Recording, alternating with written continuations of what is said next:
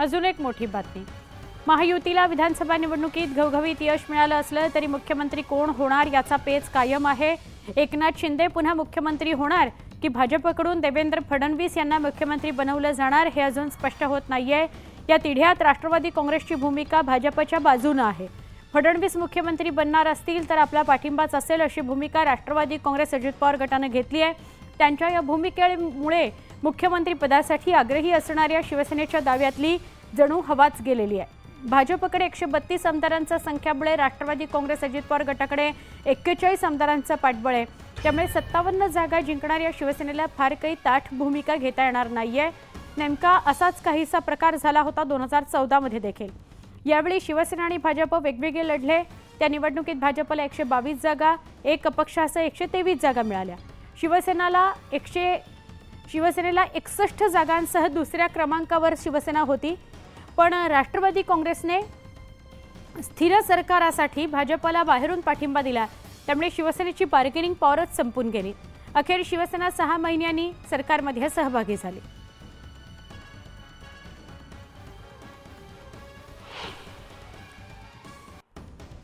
आता महाराष्ट्रातले विधानसभा निवडणुकांचे निकाल जाहीर झाले। त्यामुळे 2 दिवस उलटून गेले आहेत। सध्या राज्यात विधानसभा निवडणुकीच्या निकालाचं वारं आहे।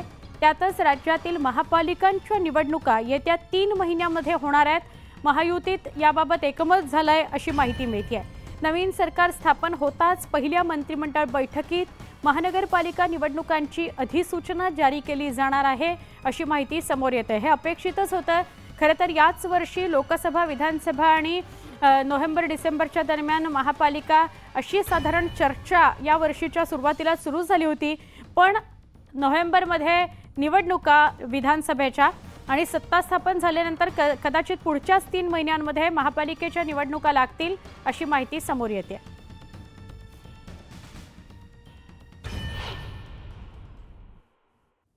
महाराष्ट्रात महायुतीला मिळालेल्या दणदणीत विजयानंतर मौलाना सज्जाद नोमानी यांनी वोट जिहादबाबत केलेल्या वक्तव्याबद्दल बिनशर्त माफी मागितलेली आहे। कोणत्याही समाजाला दुखावण्याचा आपला काही हेतू नव्हता असं त्यांनी म्हटलंय। एक पत्र प्रसिद्ध करत त्यांनी माफीनामा सादर केलाय। दरम्यान यावर आता किरीट सोमय्या यांनी प्रतिक्रिया दिली आहे। यावेळी बोलताना त्यांनी राहुल गांधी आणि उद्धव ठाकरेंवर निशाणा साधलाय। वोट जिहादवरून तुम्ही कधी माफी मागणार असा थेट सवाल त्यांनी उपस्थित केलाय।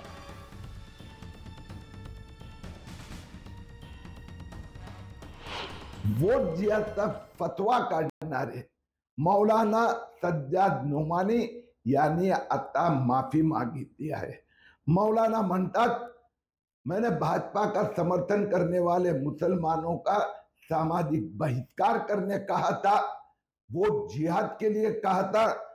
मेरे ऐसे कहने से किसी की भावनाएं आहत हुई है तो मैं अपने शब्द वापस लेता हूं और बिना शर्त माफी मांगता हूं। राहुल गांधी आणि उद्धव ठाकरे वोट जिहादसाठी केव्हा माफी मागणार?